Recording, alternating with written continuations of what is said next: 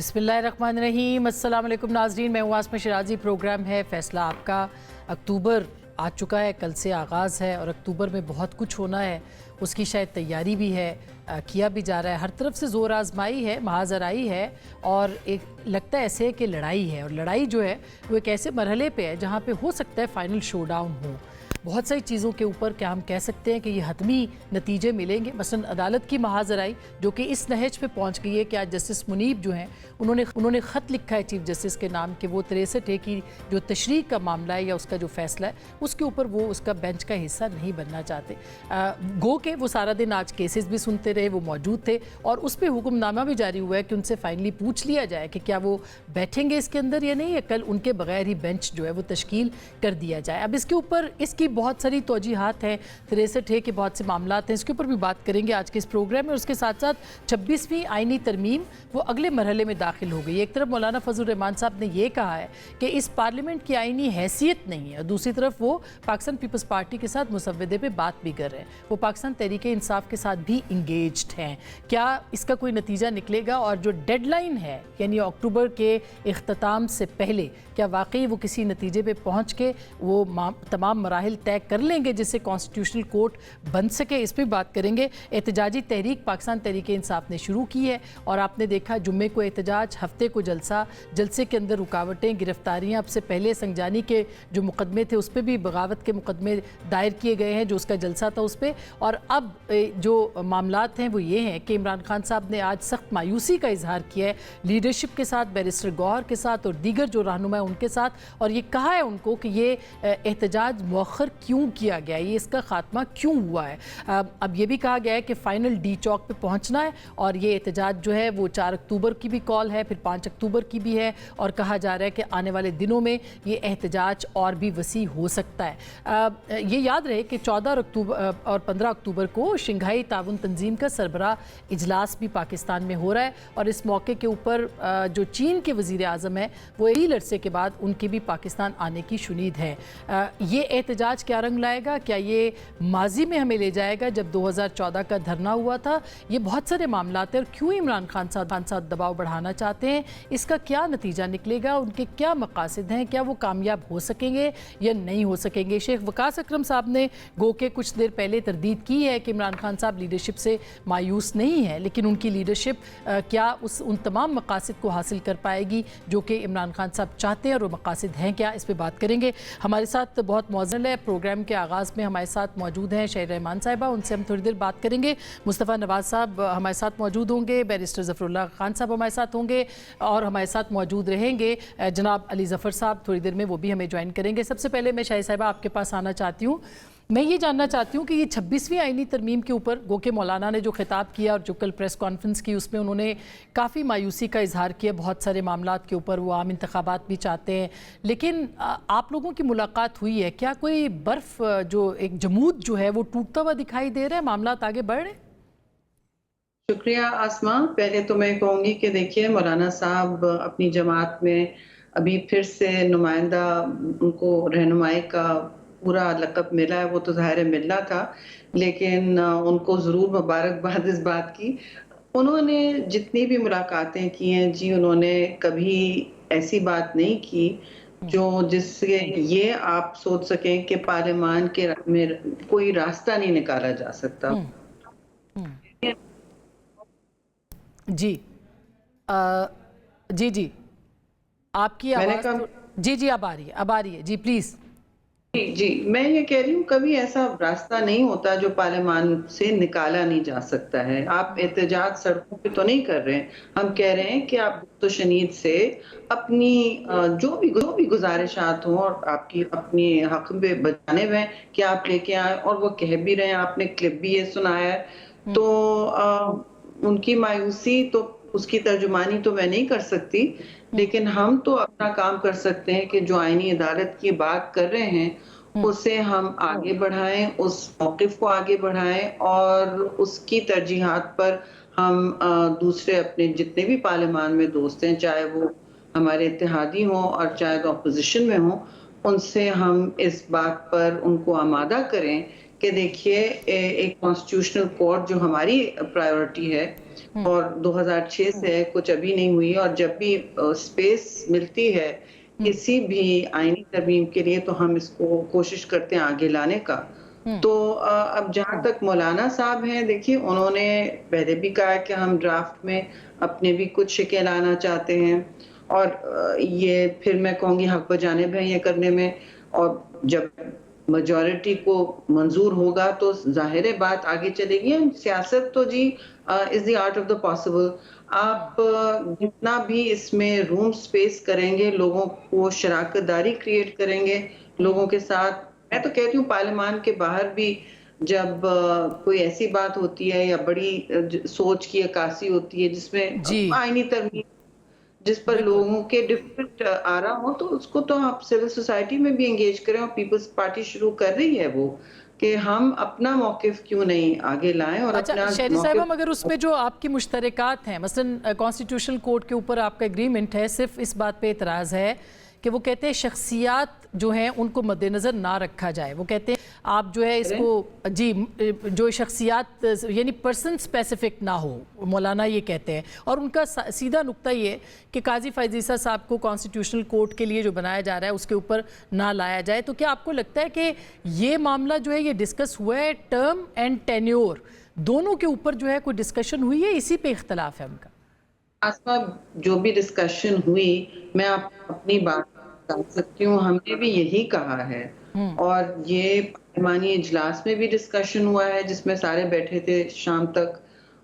ये बात बार बार चेयरमैन बिलावल ने भी की है कि हम पर्सन स्पेसिफिक बात ही नहीं कर रहे, और जिस वेलकम करना है करें, लेकिन हर मुल्क में, सारी दुनिया में पार्लियामान या एग्जीक्यूटिव को हक होता है जी अपनी इसमें आवाज़ शामिल तो करने का। और इधर जो पार्लियामेंट्री कमेटी इस वक्त है तो वो तो ना मतलब होने वाली हुई। जब मुझे किसी ने नॉमिनेशन का पूछा सेनेट से, मैंने कहा फर्क क्या पड़ता है, वो तो सुनते ही नहीं आपकी बात यूसी। तो ऐसे ये कोई रबर स्टैम्प कमेटी क्यों बन रही है? अब इट्स बिकम बिल्कुल गैर फाल सी हो गई है वो, क्योंकि आपकी आ रहा ही नहीं है उसमें।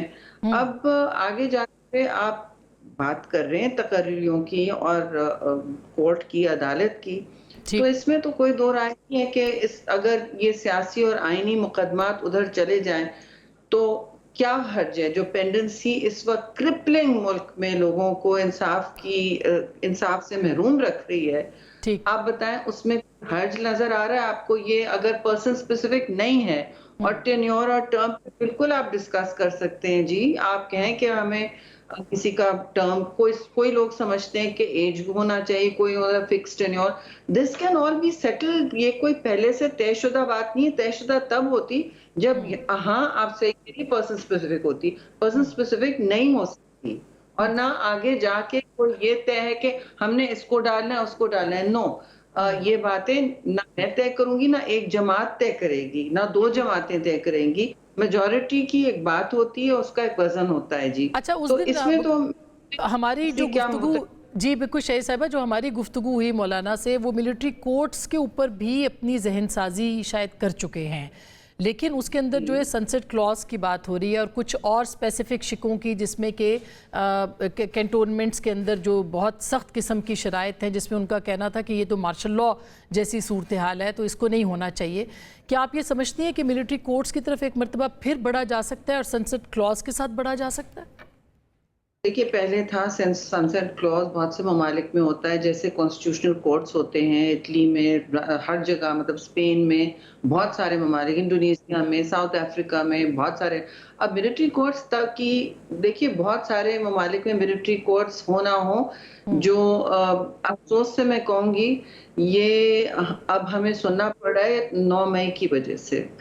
ठीक है, और हाँ कि जो उस दिन हमने देखा है, मतलब अभी भी आई एम इन शॉक कि आप किसी और मुल्क में होते ये सारी बातें हो नहीं रही होती, बात बहुत आगे तक जा चुकी होती, किसी को ना हीरो बनाया जा रहा होता ना किसी को जीरो, बात यहाँ होती नहीं। मतलब चाहे वो अमेरिका हो, चाहे बरतानिया हो कहीं, और बहुत सारे ऐसे एग्जाम्पल्स मैं आपको दे भी सकती हूँ। बहरतौर मैं ये नहीं कह रही कि जी हम कोई ऐसी सूरत हाल में जाना चाहते हैं जहाँ हमारे जो हमारे जमहूरी जितने भी मिसाली हमारा तजुर्बा रहा है, तो हमें कोर्ट्स में तो नहीं टांगा गया है ना, हमें तो अदालतों में टांगा है जी, डॉक्ट्रिन ऑफ नेसेसिटीज ने टांगा है, ठीक है। तो बात ये कि हम जिन्होंने कुर्बानियां दी हैं उनसे पूछें किसने तख्तादार पे लगाया, और इस डेथ पेनल्टी में वैसे भी पीपल्स पार्टी बिलीव नहीं करती जी, ये तो हमारा पुराना एक उसूल है।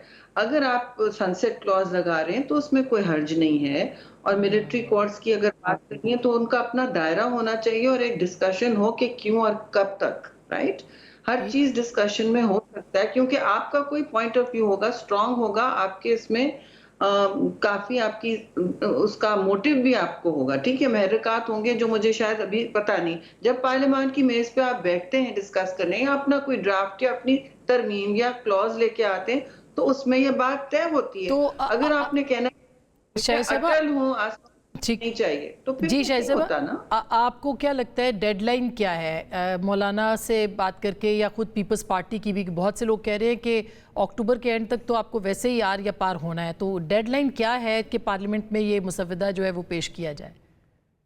देखिए, जब एक अमल शुरू होता है तो बेहतर होता है सियासी माहौल के लिए और जनरल एक पॉलिटिकल साल के लिए खास तौर से, कि अगर आपने कोई काम शुरू किया है तो आप कोशिश करके उसे कहीं ना कहीं हतमी शक्ल पे ले आए। और बहुत सारे बिल्स ऐसे रुलते रहते हैं, अगर आप नहीं लाते 2-3 सेशंस में तो फिर वो रुल जाते हैं। मैं आपको शायद लोग कहेंगे कौन सी बात करी, बट द रियलिटी इज अगर मैं एक बिल इंट्रोड्यूस करूं जो ह्यूमन राइट्स का हो, एक मैंने चाइल्ड मैरिज इंट्रोड्यूस किया, सेनेट से निकाला, दोनों हाउसेस कमिटी सब कुछ 4 होते हैं, निकाल के कंसेंसस ना भी बना, कुछ लोगों ने इख्तिलाफ भी किया, लेकिन वो वोट आउट वो हुआ बाय ओवरवेलमिंग मेजॉरिटी ऑपोजिशन और ट्रेजरी से। लेकिन फिर वो दम तोड़ गया नेशनल असेंबली में, 4 लोगों ने ऑब्जेक्ट कर लिया, वहां कोई उसको ड्राइव उस सेशन में नहीं कर रहा था, and it's finished all over again. पूरी हद मतलब 0 से मीटर आप हो गए हैं और आपको पूरा शुरू करना है। तो बेहतर जब होता है, स्पेशली जब आईनी तरामीम होती हैं, तो जो सियासी माहौल भी बना होता है, आपको गिव एंड टेक करना होता है, शराकतदारी से चलना होता है, और आपकी कोशिश होनी चाहिए कि किसी तसलसल में उसे लेके जाएं। मुझे नहीं डेडलाइंस का पता, लेकिन बेहतर होता है कि 1 या 2 सेशन में थ्रू हो जाए, कभी एक हाउस में फंसता है मामला, कभी दूसरे में, लेकिन अगर नहीं निकलता तो फिर वो गया सालों साल के लिए, फिर आप उसे कभी ज्वाइंट सेशन में लाते हैं। जल्दी से जल्दी इसको लाने की कोशिश होगी। बहुत शुक्रिया शहरी साहिबा, आपने हमें वक्त दिया है। बैरिस्टर साहब, हुकूमत आस है, ये सब मामलात आपने देखने हैं, कल कैबिनेट की मीटिंग भी है और कहा जा रहा है कि शायद उसमें भी ये सारे मामलात होंगे।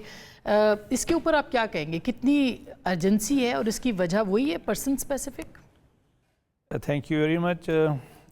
जब चार्टर ऑफ डेमोक्रेसी हमने लिखा था, पाकिस्तान की 2 बड़ी जमातों ने, पाकिस्तान पीपल्स पार्टी और पाकिस्तान मुस्लिम लीग ने, और बाद में बहुत सारी जमातों ने इंडोर्स किया, इसके बारे में कहा जा रहा है ना कि पर्सन स्पेसिफिक, उस वक्त शायद वो पढ़ रहे थे, हमें पहले पता था कि फलां आदमी नहीं आना, और अभी से हमने तजवीज़, बच्चों वाली बातें हैं, बहरहाल सादा सी बात है।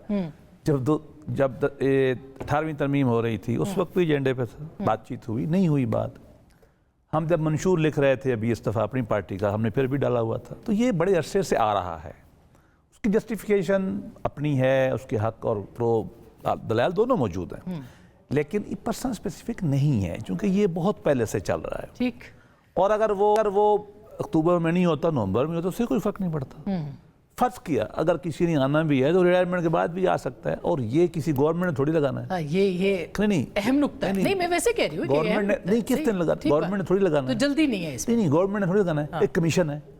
कमीशन में आधे जो प्रपोज कर रहे हैं हम सब, क्या होता है, देखिए पहले एग्जेक्टिव लगा दी जज, तो जब नाकाम हो गया, जजों ने अपने हाथ में ले लिया, हमने भी अपने कमीशन बना दिए, उसमें पल्ला उनका भारी हो गया, जो अपने लाड आप तमाशा देख लें जो कुछ हो रहा है मुल्क के साथ, 5वें नंबर से आ जाते हैं। और बहरहाल अब सूरत हाल ये है कि कौम ने ये सोचा है कि हम इसको कमीशन को बेहतर कर लें, कम व बेश आधे जज आधे अवाम के नुमाइंदे ही होने, इस तरह को स्कीम है ना जी, उन्होंने तय कर रहे हैं, कमीशन तय करेगा वो ए लगाना है, बी के लगाना है। हाँ। वो मुझे लगा दें या आपको लगा दें या किसी को ना लगाएं, तो ये तो वैसी बात है, नवाज शरीफ ने तो नहीं लगाना, शहबाज शरीफ ने, बिलावल भुट्टो ने तो नहीं लगाना उसको। तो ये बस ऐसी कहानी शानियाँ की जाती हैं, मेरिट पे बात करनी चाहिए कि क्या ये कोर्ट ठीक है या गलत है, दुनिया में क्या हुआ, ज़रूरत की इस पे बात हो तो अच्छा है, कोई जल्दी नहीं है। लेकिन मैं बहरहाल इस बात के हक में हूँ, आईनी तरमीम सीरियस मैटर है, बिल्कुल बेहतरीन डिबेट होनी चाहिए, पार्लियामान के अंदर होनी चाहिए, बाहर होनी और चाहिए, बुलडोज नहीं होना चाहिए। नहीं नहीं। देखो अब तो वैसे 2 माह से बहस जारी है ना जी, जी। बोलना फजल रहमान पोटेंट फोर्स है,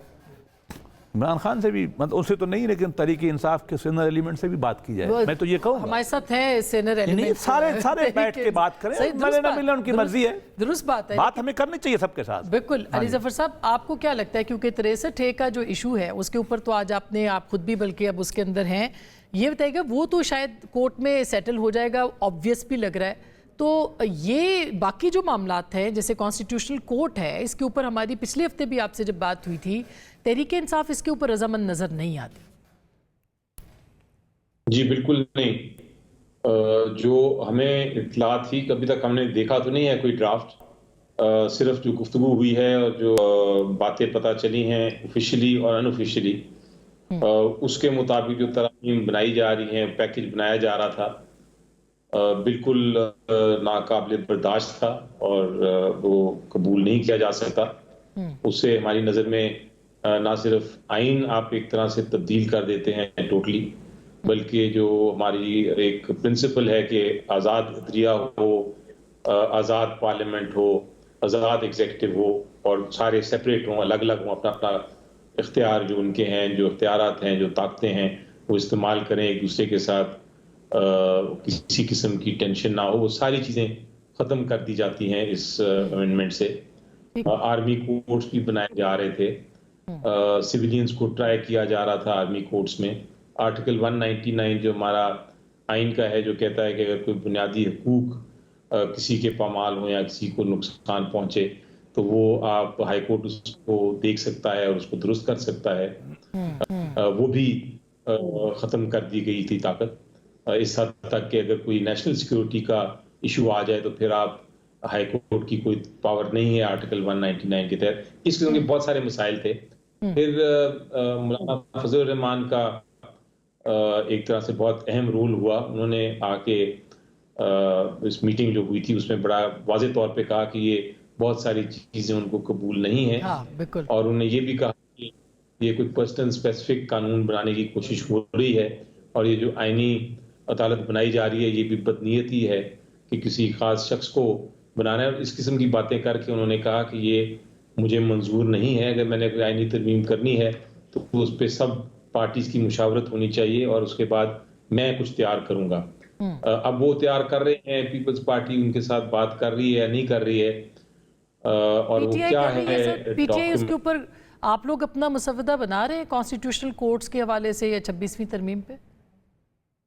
नहीं जी, हमारा तो अभी ऑपोजिशन है, हम तो अभी कोई किसी किस्म की तैयारी नहीं कर रहे कोई आईनी तरमीम की। हाँ, अगर कोई मुस्तकबिल में बात होती है तो वो जरूर देखेंगे, जो भी कौम के बेस्ट इंटरेस्ट में हो, जो कौम के फायदे में हो, वो हम जरूर करेंगे और उस पर बात भी करेंगे। लेकिन अभी फिलहाल ऐसी सिचुएशन हो गई है, टाइमिंग ऐसी है और इतना कुछ हो रहा है कि इस वक्त उस पर बात करना भी मुनासिब नहीं।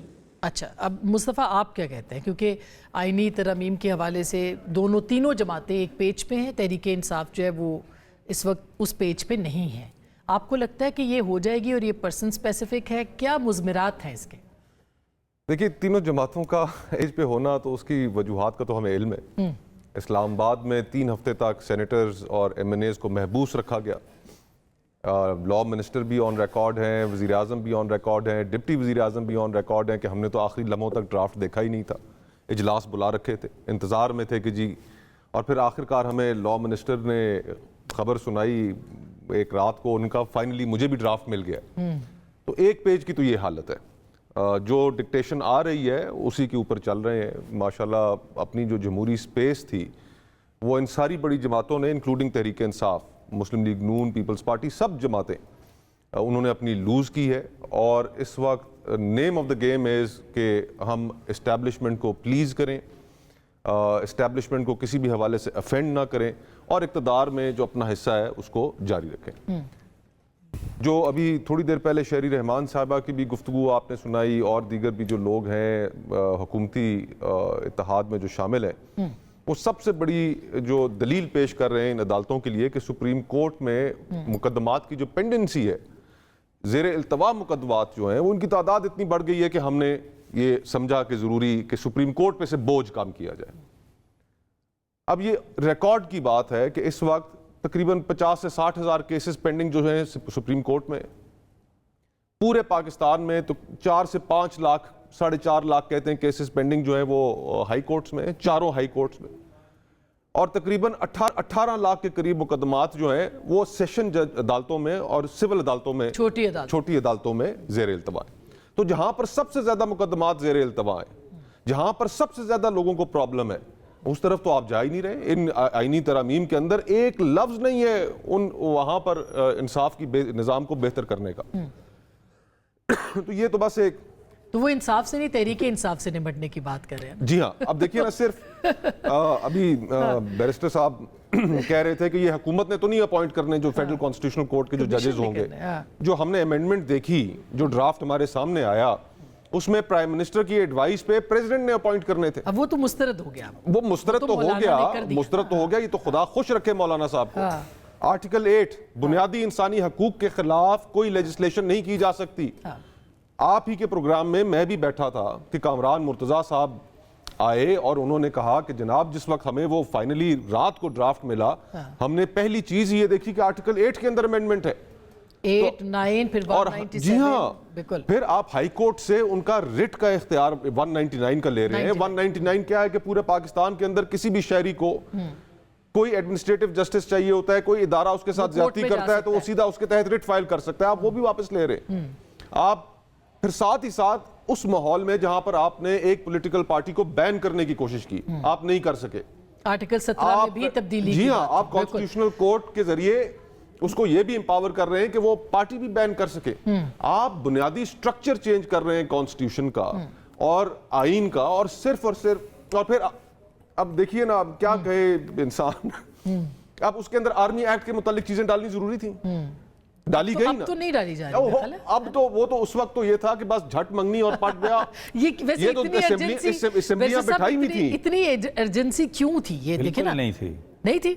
आप और ये जो सारी शिकें मुस्तफा ने गिनवाई हैं, नहीं होता ये है जी, जब आप किसी से बातचीत करेंगे ना, 4 चीज मांगेंगे तो 2 देंगे ना, कॉमन सेंस है। हर पार्टी जब अपना ड्राफ्ट लाती है वो शुरू तो यहीं से करती है। हमने पहले भी यही देखा, इलेक्शन एक्ट में भी हमने यही देखा है। सर बुनियादी हुकूक, नहीं आर्टिकल 8, एक जनरल बात करें, क्लास बाद आते हैं।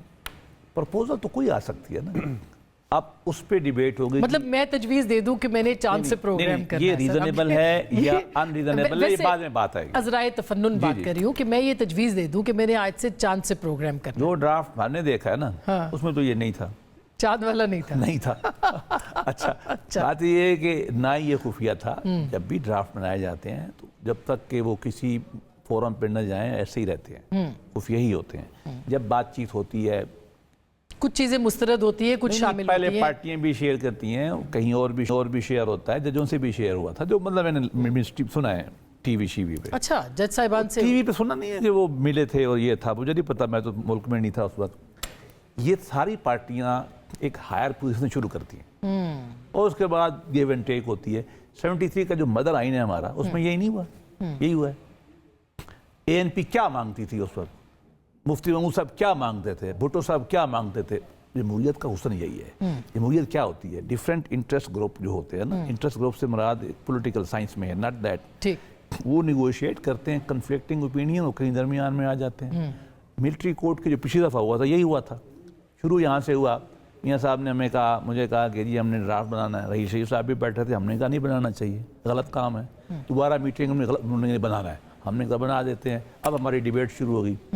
पीपल्स पार्टी ने हमें ये कहा आप आईनी तरमीम न करें। चौधरी एजाज साहब हमारे सीनियर हैं, वो कहते थे नहीं, हम उनसे कहते थे नो, ये महरम अली केस में उड़ चुका है। उस वक्त भी कॉन्स्टिट्यूशनल अमेंडमेंट नहीं, मतलब मैं बता रहा हूँ कि पोजीशन ऐसी होती है दोनों की, फिर आखिर में आके मर्ज हो जाती है। अभी भी देखिए 2/3 चाहिए ना इनमें, हम तो नहीं कर सकते, सारी पार्टियां मिलेगी तो करेंगे। आप कर सकते हैं 63 के बाद, नहीं फिर भी नहीं, देखिए सर आपको थर्ड है ना, ठीक बात है, लेकिन 63 की जो तशरीह के बाद अभी जो चलो मुकदमा चल रहा है, कहता हूं फिर भी विजिबल है ना कि वो फेवर में मुस्लिम लीग होगा। के साथ हाँ। पीपल पार्टी चाहिए ना, हाँ। मौलाना चाहिए, बिल्कुल चलो चाहिए। इमरान खान के 4-5 आपको आजाद चलो भी चाहिए। 10-15 वो भी चाहिए, हाँ। 2/3 है ना। हाँ। अगर पार्लियामान एक 2/3 with this all messy debate जो 2 महीने के बाद हो रही है, हाँ। उसके बाद करती है, तो मेरे 2 ऑप्शन होंगे। एक कहूंगा हाँ कर दिया, पार्लियामान का हक था, अच्छा मैं फलां ग्राउंड पे नहीं मानता, यही है ना जमहूरियत। अगर पार्लियामान 2/3 इकट्ठी नहीं होती, नहीं करती, तो नहीं होगा। ठीक तो जमहूरियत मैसी होती है, शुगर लगा तो रहता है। 63 का एक सेंस बनता है। इससे पहले कि बैरिस्टर साहब के पास जाऊं मुस्तफ़ा कमेंट कर दीजिए, फिर मैं अली ज़फ़र साहब के पास जाऊं। 63 पे अब जो तशरीह उसकी हो रही है या वो फैसला किया जाएगा, उसे एक सेंस बनती है, उसकी भी एक टाइमिंग है, वो आप देख रहे हैं कि वो भी बड़ी अहम है। जी बिल्कुल, इस सारे मामले में देखें कॉन्स्टिट्यूशनल कोर्ट, एक ओपन डिबेट होना, इस पे किसी को कोई एतराज़ नहीं है। 63A मैं ज़ाती तौर पर समझता हूं कि वो सुप्रीम कोर्ट ने री राइट किया था कॉन्स्टिट्यूशन। आपने MNA से, सेनेटर्स से उनको वहां पर बुत बना के बिठा दिया कि वो अपनी पार्लिमानी पार्टी की मर्जी के खिलाफ वोट भी नहीं दे सकते, तो ये गलत बात है। वहाँ पर अपने ज़मीर के मुताबिक किसी भी शख्स को खड़े होकर अपना जो भी उसका पोजीशन है, पॉइंट ऑफ व्यू है, उसको बयान करने का हक भी होना चाहिए और अपने कॉन्शियस के मुताबिक वोट करने का भी हक। बेशक उसके बाद उनको सजा भुगतनी पड़े। हाँ। लेकिन जो कॉन्टेक्स्ट है इस वक्त, चीज़ों का कॉन्टेक्स्ट इस वक्त ये है कि कॉन्स्टिट्यूशनल कोर्ट हमने इसलिए लेकर आनी है, कॉन्स्टिट्यूशनल अमेंडमेंट हमने इसलिए करनी है कि एक साहब चीफ जस्टिस जो हैं, जो रिटायर हो रहे हैं, हमने उनको रिटेन करना है, और जो साहब आ रहे हैं उनका रास्ता हमने रोकना है। जो साहब आने वाले हैं, जस्टिस मंसूर अली शाह साहब, मैं कोई जाती तौर पे उनका इतना बड़ा फैन भी नहीं हूं, क्योंकि आजकल के जो हीरो हैं यही साहिबान जिस वक्त 90 रोज का लाहौर हाई कोर्ट का जो केस था, इलेक्शन कराने की बात थी, तो ये भी खतूत लिख रहे थे, और इन्हीं के खतूत की वजह से उस वक्त 90 रोज के अंदर इलेक्शन नहीं हो सका था। दुरुस्त बात।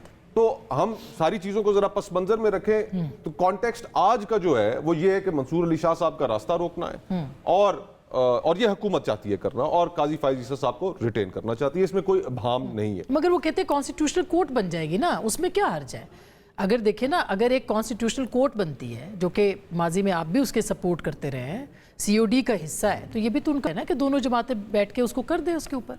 जी बिल्कुल, देखिए COD की और भी बहुत सी चीज़ें हैं, उसकी एक शिक नंबर 13 है गालिबन, जो कहती है कि हम इस्टेब्लिशमेंट की मदद नहीं लेंगे हुकूमत में आने के लिए, और हम इस्टेब्लिशमेंट की मदद नहीं लेंगे हुकूमत, जो जमात हुकूमत में होगी उसको डिस्टेबलाइज करने के लिए। उस शिक की तरफ कोई नहीं आता, एक दूसरे की टांगे ना खींचने का भी वादा है, उसकी तरफ कोई नहीं तो आता। वो नहीं खींच रहे ना दोनों। और जहां तक 63A का ताल्लुक है, उसमें भी उसका कॉन्टेक्स्ट भी देखिए। अख्तर मेंगल साहब ऑन रिकॉर्ड है, एक जमात के सरबराह हैं, एक कौमी लीडर हैं, कि उनकी जमात के 2 सेनेटर साहिबान को किस तरह हरासा किया गया वोट लेने की खातिर। यानी जहां पर ये अमल भी चल रहा हो पूरे मुल्क में, बैरिस्टर साहब ये बात दुरुस्त है, जो पूरे मुल्क में, मतलब कोई भी आप कानून बना दें, फिर उसको अपनी तरह से लोग जो है इस्तेमाल करते हैं। 63A का तो आपने खुद देखा है, उस पर आपने देखा कि उसको री राइट करने, मेरे ख्याल है तमाम कानूनी माहिरीन कहते हैं कि वो उसकी दोबारा से उसको लिखा गया कोर्ट्स की जानिब से, तो क्यों नहीं ठीक होना चाहिए सर ये? देखिए, मैं माजरत के साथ इस पॉइंट एग्री नहीं करता। ठीक। मैं बल्कि ये खुद ही मेरी बहस थी, ये जो डिफेक्शन केस में मैं ही वकील था जी, और मैंने एक बड़ी सादा सी बहस की थी जो अदालत ने मानी। 63A ये कहता है कि आपने वोट नहीं करना। अगर आपके पार्लियामेंट्री लीडर कुछ मामलात पे, मसलन आईनी अमेंडमेंट पे कहे आपने वोट नहीं करना, तो आपने वोट नहीं करना, ये 63A कहता है। अब अगर आप वो वोट कर लें और इस 63A की खिलाफ वर्जी कर लें, तो सवाल ये पूछा गया था अदालत से प्रेसिडेंशियल रेफरेंस में कि क्या वो वोट फिर काउंट होगा। आइन आपको मना करता है वोट करने से, लेकिन आप वो वोट कर देंगे तो क्या वो वोट काउंट होगा। तो मैंने एक बहस की थी जिसका एक बड़ी फेमस हमारी जूरिस्प्रूडेंस है, अंग्रेजी में वो कहा जाता है कि fruit of a poisonous tree is also poisonous, यानी एक जहरीले दरख्त जो फल होता है वो भी जहरीला होता है। तो जब आपका एक वोट अलाउड ही नहीं है, जब आपका वोट करने का हक 63A ले लेता है, तो फिर उसको अगर आपने की खिलाफवर्जी करके वोट कर लिया तो उससे फिर उस वोट से आप फायदा नहीं ले सकते। वो वोट उतना ही जरीला है या उतना ही नकारा है जितना कि फिर इसका तो आपका आइन कहता है। मतलब माजरत के साथ इसका मतलब तो फिर ये हुआ कि अदम एतमाद की सूरत हाल ही नहीं है कोई, फिर आप कोई तहरीक नहीं ला सकते किसी तरीके से। जी ये भी मैं बताता हूँ। अब देखें, होता ये था, कैंसर था एक हमारा जिसको आप कहते हैं, हम अपने जुबान में हमने एक लोटाइज्म उसको शुरू कर दिया, जब अंग्रेजी में भी लफ्ज आ गया है लोटाक्रेसी, यानी horse trading.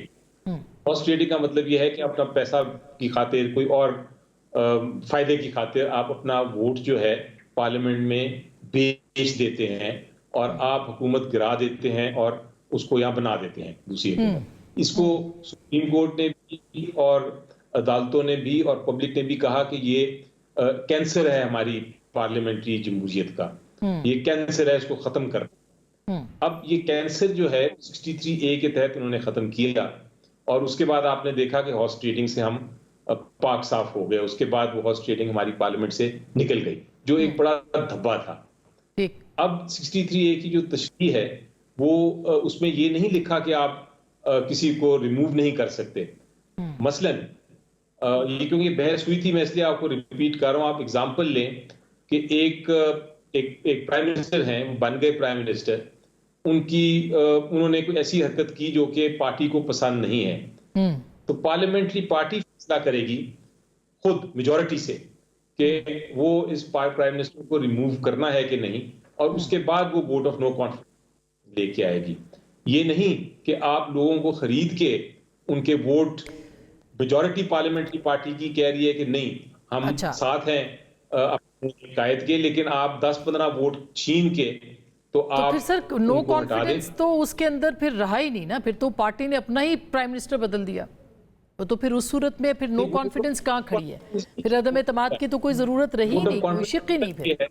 Ji vote of confidence होता ही ये है कि जब आपकी ऑपोजिशन जमातें और आपकी मेजॉरिटी जो है आपकी पार्लियामेंट्री पार्टी वो फैसला करती है कि हमें अब ये प्राइम मिनिस्टर मंजूर नहीं है। ये नहीं हो सकता कि आप मेजॉरिटी पार्टी के लोगों को रिश्वत दे के तब्दील करके अच्छा, इसमें तो बहुत सारी फिर प्रेसिडेंट्स हैं अली जफर साहब, जैसे सेनेट के अंदर जो चेयरमैन सेनेट का इंतखाब था, फिर उसकी क्या लीगल हैसियत है, फिर जो बाद में जिस तरह से हुआ, मतलब 65 खड़े हुए 45 रह गए, वो उसकी फिर क्या, फिर उसकी भी कोई लीगल हैसियत नहीं है। तो ये तो फिर बहुत दूर तक बात जाएगी ना। अभी तो ये इंटरप्रिटेशन की बात है। क्या कोर्ट के पास ये इख्तियार था कि वो इस मामले में अगर आइन खामोश है तो उसको वो रीराइट कर दे? आप क्या समझते हैं इसमें? देखिए, बड़ी आप सिंपल बात करिए, रीराइट का लफ्ज ही नहीं है हमारी, ना कोई रीराइट कर सकता है अदालत, ना कोई कोर्ट कर सकता है, ना कोई जज कर सकता है। लेकिन जज के पास एक बहुत बड़ा इख्तियार है जिसको आप समझिए, और वो ये है कि वो तशरीह कर सकता है। और तशरीह 4-5 किस्म की होती है हमारे जुरिस्प्रूडेंस में। एक होती है तशरीह, एक चीज आपके सामने आई, आपने उसमें जो बड़ा क्लीन और बड़ा सिंपल लिखा हुआ है, तो आपका फिर फर्ज है कि आप वो तशरीह वो करें जो कि उसमें लिखा हुआ है। अगर आपने दूसरा उसका आइटम है कि आप कंस्ट्रक्टिव या प्रपोसिव तशरीह करते हैं, यानी कि आप देखते हैं कि इस कानून का मकसद क्या है और जो पार्लियामेंट है उसकी नीयत क्या थी और जो रियलिटी है वो क्या है, उसके बाद आप उसकी तशरीह करते हैं उस शिक की उस प्रपोसिव इंटरप्रिटेशन या तशरीह के मुताबिक। जब आप उसके मुताबिक तशरीह करेंगे तो फिर जो भी तशरीह होगी वो समझा जाएगा कि वो आइन का हिस्सा है। यही एक ताकत होती है जो कोर्ट्स के पास है। अगर आप उनकी कानून की तशरीह की ताकत ले लें तो फिर आप कानून को। अच्छा, ठीक, ये सर आपका पॉइंट ऑफ व्यू है। आप क्विकली इस पे कमेंट कर दे, फिर मैं ब्रेक पे जाऊंगी। ब्रेक के बाद हमने कुछ तहरीके इंसाफ के अंदर जो मामला है उस पर बात करनी है। जी, हर मामले पे दो आ रहा है। ठीक, खुदा के वजूद पे भी दो आ रहा है। एटम बम दुनिया के चलाना सबसे बदतरीन काम था, उसको भी दो आ रहा थी। ईसा अलैहिस्सलाम को जब हम फांसी लगा रहे थे ना, उस वक्त भी वकला ने कहा था ये मुजरिम है। आर्गूमेंट तो मिल जाते हैं। अलबत्ता इंसानी तारीख में जो सिस्टम बना है नो कॉन्फिडेंस का, 63A जिसको आप कहते हैं, वो यही है कि वोट काउंट होता है 200 मुल्कों में होता है, पिछले 500 साल से हो रहा है। अगर पाकिस्तान की अदालत ने इसको बदल दिया है तो उनकी मर्जी है ये ना अकल में है, ना तजर्बे में है, ना किताब में, ना कानून में। उसके बाद में तस्हीह भी की उन्होंने। नहीं, उसमें नुकसान किया हुआ है। जितना इस वक्त पॉलिटिकल क्राइसिस पैदा हुआ है ना, ये शुरू यहाँ से हुआ है। अगर पंजाब में अगर ये लॉ ना आता और ट्रांजिशन ऑफ पावर हो जाती तो मामला आसान हो जाता। बहरहाल अदालतों ने तारीख में ऐसा किया है। रेड कार्ड केस में अमेरिकी सुप्रीम कोर्ट ने कहा काला इंसान नहीं है, और बाद में उन्होंने उसको ठीक कर लिया। हमारे यहाँ कभी डॉक्टर नेसेसिटी हुआ, कभी उन्होंने ठीक कर लिया। अगर ये ठीक करते जो ठीक करना चाहिए, और जब ठीक करेंगे तो ये पूरी दुनिया के साथ जाएंगे। लेकिन अब जब आप ठीक करेंगे तो एक और गलत के लिए लोग कह रहे हैं कि ठीक करेंगे। मैं कहता हूँ सारी मतलब गलतियां एक ठीक कर ओपिनियन लें। ये भी आ रही है कि अब वो इसलिए हो रहा है क्योंकि अब आपने वोट लेने हैं, चलो देखिए, और अगर आजाद लोगों से वोट लेने हैं, और इस वजह से ये हो रहा है। आज़ाद तो अभी भी वोट दे सकते हैं। आज़ाद का ताल्लुक 63A की इंटरप्रिटेशन से नहीं है। आजाद भी तो कंट्रोवर्शियल है ना। नहीं, वो तो अलग बहस है ना जी। लेकिन ये एक गलत फैसला है। इसके जो भी कॉन्सिक्वेंसेस खत्म होना चाहिए। हमने उस वक्त भी कहा था, आज भी कहते हैं, कल भी कहते रहेंगे। इंसान इंसान है। रेड कार्ड जब आ गया तो हमने उस वक्त भी कहा ये तो था ऐसे ही है ना कि फांसी देने के बाद आप कहें कि भाई अब ये फांसी गलत हुई थी, और लेकिन ये हुआ है। आइंदा तो ना देना फांसी, आइंदा तो ना देना, आइंदा तो भुट्टो को फेयर ट्रायल देना, जैसे सुप्रीम कोर्ट ने कह दिया। बात ये है कि ला गलत है। जैसे उन्होंने कहा भूत नहीं बनाया, मैंने है। अच्छा। हमने उसकी पेनल्टी एक रखी है। ठीक। वो पेनल्टी क्या है कि उसके बाद लीडर लिख देगा, उसके बाद डिस्क्वालीफाई हो जाएंगे, लेकिन वोट वो देंगे। ये पूरी दुनिया का कानून है। बरतानिया में वोट का हक नहीं कोई ले सकता। ये खैर आपकी, बैरिस्टर साहब की राय इससे मुख्तलिफ है, आपकी इससे कोई क्या मुख्तलिफ फर्क पड़ता है? मैं ब्रेक ले लूं। ब्रेक के बाद एहतजाजी तहरीक इंसाफ की जो है वो उसका आगाज़ हो चुका है। 4 को इस्लामाबाद में डी चौक पहुंचने की बात है। अलीमा खान साहब की आपने बात सुनी है। क्यों इमरान खान साहब इस मौके पे चाह रहे हैं कि ये एहतजाजी तहरीक जो है ये शुरू हो और कामयाब हो, किस तरह से हो सकती है? ब्रेक के बाद इस पर बात करेंगे।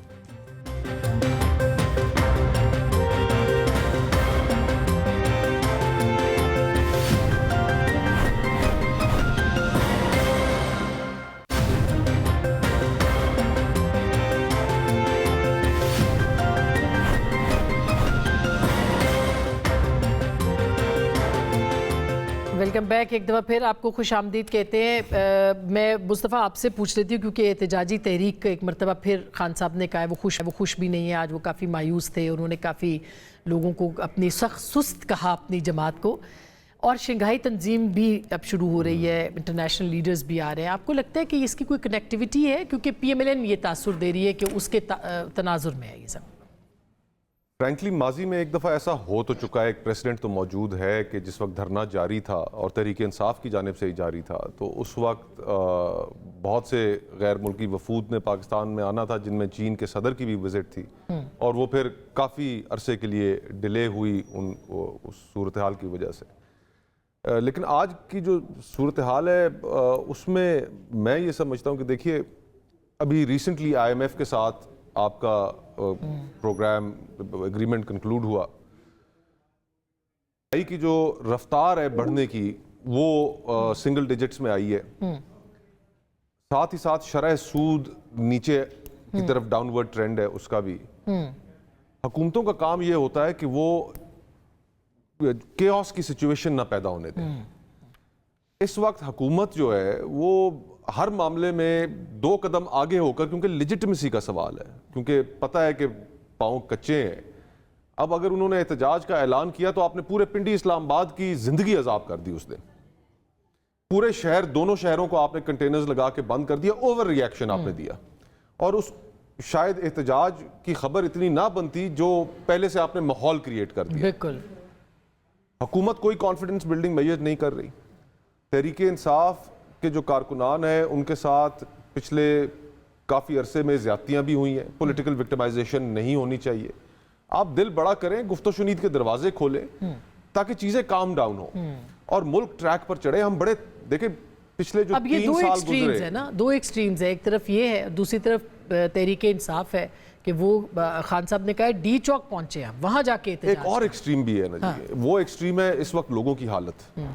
बिल्कुल। देखिए, लोग नहीं अपने बिल्स बिजली के दे पा रहे, तो वो तहरीक चला पाएंगे? तहरीक को एक लोगों को तो देखें कि वो भी किस कर्ब में मुब्तला है। वो अपने बच्चों की स्कूलों की फीसें नहीं दे पा रहे, अपने घर का किचन का खर्चा नहीं चला पा रहे। और ये सारी चीजें इस तरह क्यों है? क्योंकि जो सियासी अशराफिया है इस मुल्क की, वो आपस के झगड़े नहीं खत्म कर पा रहे। बैरिस्टर साहब ये बात तो दुरुस्त है। बस एक जुमला सिर्फ कहूंगा कि सियासी जमातों की जो लड़ाई थी वो फैलते फैलते इदारों तक पहुंच गई। अब सुप्रीम कोर्ट के अंदर भी जो हो रहा है ये पोलराइजेशन का नतीजा है। मीडिया के अंदर भी जो हो रहा है वो पोलराइजेशन का नतीजा है, और हर इदारे में। तो अब इस सूरत हाल को खत्म करने का तरीका सिर्फ और सिर्फ यही है कि आपस में मिल बैठ कर बात करें। देखिए, लोगों ने बहुत कॉस्ट पे कर दी है पिछले 3 सालों में। ऐसे ही है, बिल्कुल। 76 सालों में पाकिस्तान की तारीख में लोगों को इतने मुश्किल हालात से, महंगाई से नहीं गुजरना पड़ा जितना पिछले 3 साल में गुजरा। ये बात दुरुस्त है और ये काम आपने करना है। जी जरूर करते हैं। SCO के बारे में मैं एक अर्ज करूं, जो इनकी बात को आगे बढ़ाऊं। CPEC की साइन करने की सेरेमनी थी।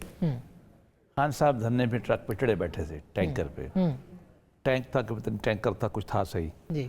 उस वक्त उन्होंने कोई रिजर्वेशन की चीन ने, तो हमने खान साहब से कहा धरना ख़त्म कर दो। उन्होंने कहा मैं नहीं करता। हमने रिक्वेस्ट की कि आप कुछ दिनों के लिए डी चौक से हटा के F9 पार्क ले जाएं और हम गारंटी करते हैं कि आप वापस आ जाना। क्योंकि प्रेसिडेंट शी नहीं आ रहा था। खान साहब हमारी बात नहीं मानी, लेकिन स्टेज पे उन्होंने खड़े होके, और शाह महमूद साहब ने भी गालियाँ निकाली जी। वो कंटेनर उस वक्त वो उस पे थे, बिल्कुल। तो अगर ये मुल्क के मफाद में ऐसा है तो ये इसका हमें सबको एहतियात। हमारा 1 साल फिर प्रेसिडेंट शी नहीं आए थे, हमारा 1 साल लेट हुआ। लोग भी अब यही चाहते हैं। देखिए, कुछ ना कुछ महंगाई कंट्रोल हो रही है, इंटरेस्ट रेट कम हो रहा है। मैं आपकी बात काट रही हूँ। उस दिन मरियम साहिबा ने कहा कि वो कुछ वफूद हमसे मिले थे और उस दिन चाइना के ही सफीर मिले थे और उन्होंने कहा कि उन्होंने कंसर्न शो किए कि आपके हम मैं अभी 2 दिन पहले चाइना से आया हूँ। चीनी हुकूमत के मेहमान के तौर पे वहाँ 2 हफ्ते के लिए था। वो बड़े कंसर्न दिखाते हैं। बहरहाल मैं क्या कह सकता हूँ, लोग वाकई मायूस हैं, मुझे कोई इसमें मानने में कबाहत नहीं है। अब थोड़ी सी एक शक्ल हम बेहतर हो रही है तो हो जाए, लेकिन गालिबन खान साहब की मायूसी जो है वो एक आखिरी दर्जे पे है। वो गालिबन एक और पुश झगड़ा करना चाहते हैं अक्टूबर में, कर लें। फाइनल राउंड हमारी मजबूरी ये है कि हमारे दिमाग में चूँकि 9 मई है, इसलिए हम एहतियात के लिए एक्सेसिव तदाबीर करते हैं। अली जफर साहब, ये जो कंसर्न्स हैं ना, ये बहुत शदीद है। एक तरफ 9 मई है, फिर एहतजाज है, फिर शंघाई ताउन तंजीम का इजलास है, उसी दौरान इमरान खान साहब की कॉल है, डी टॉक पहुंचना है, फाइनल राउंड है जो कि अलीमा खान साहिबा कह रही हैं। तो ये कैसे होगा सर, और ये क्यों हो रहा है? देखें, मेरी नज़र में आप जब सारे रास्ते बंद कर दें और एहतजाज भी ना करने दें, तो एक वक्त आता है जब आपका बर्दाश्त का जो मादा है वो ख़त्म हो जाता है और आप कहते हैं कि अब वक्त आ गया है कि अब आप एक्शन करें।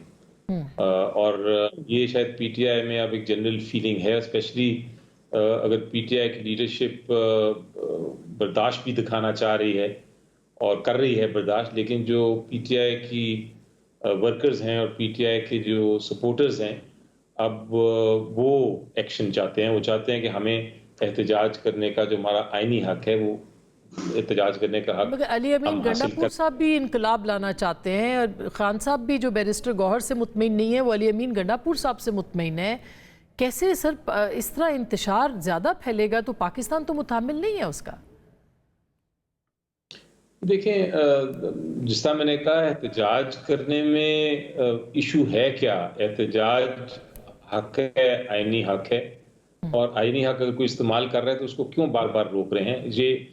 ये वक्त आना ही नहीं था या आना नहीं है, अगर एहतजाज करने दें। कौन ये तो नहीं कोई कह रहा कि हम जाके ज़बरदस्ती कुछ तोड़ फोड़ करने लगें। ये सिर्फ ये है कि हमने एहतजाज करना है और हमें बजाय ये कि आप रुकावटें करें, डालें, आप कंटेनर्स रख दें, आप टीयर गैस करें, आप लोगों को जख्मी करें, आप प्रोटेस्टर्स को मारें, आप एहतजाज जलसा करने दें।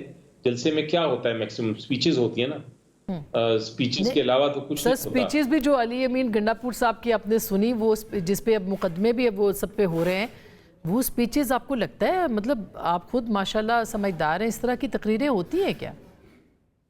देखिए, अगर कोई स्पीच में फ्रीडम ऑफ स्पीच, ये जो आपका हक है तकरीर का, ये आपका बुनियादी हक है, लेकिन उसकी भी जिम्मेदारियां हैं और लिमिटेशंस हैं, यानी उसके भी हदूद हैं। आप अगर किसी ने वो हदूद क्रॉस किया है, मैं कोई पर्सन स्पेसिफिक जवाब नहीं देता, मैं कहता हूँ किसी ने भी किया हो तो आप उसके खिलाफ एक्शन ले सकते हैं। अगर मैं कोई गलत बात करता हूँ और मैं कोई ऐसी बात करता हूँ जो कानून के खिलाफ हो, तो आप मेरे खिलाफ एक्शन लें, लेकिन आप अवाम का जो हक है एहतजाज का, वो तो आप नहीं रोक सकते ना। ठीक, आप अवाम अगर आना चाहते कि जलसा करना चाहते मगर हैं तो क्या उनको करने इमरान खान साहब डेस्परेट है इस वक्त सर कि वो चाहते हैं कि जल्दी से जल्दी वो रिहा हों और उसके लिए तहरीक हो, बेशक पाकिस्तान के अंदर किसी तरह के भी हालात हो जाए?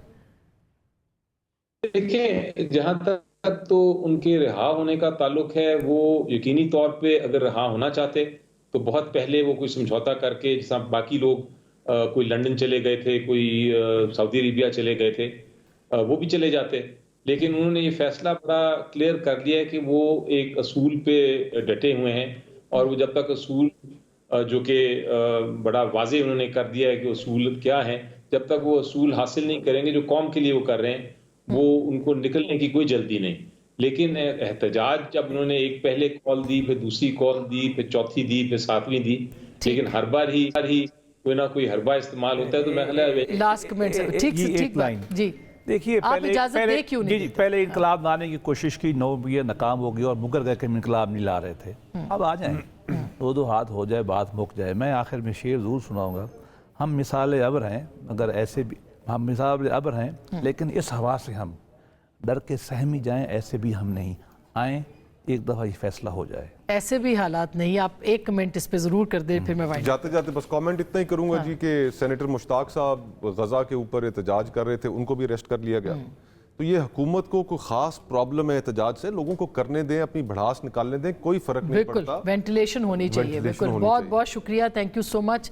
वेंटिलेशन ज़रूरी है, यही आइन का हक भी है, हर एहतजाज का हक देता है आइन, लेकिन उसके साथ साथ जिम्मेदारी भी है। और फ्रीडम ऑफ स्पीच है, मगर उसके साथ जिम्मेदारी भी है। हर एक्ट के साथ जिम्मेदारी ज़रूर है, उसका ज़रूर ख्याल रखना चाहिए। गुफ्तगू आपने सुनी, फैसला आपका।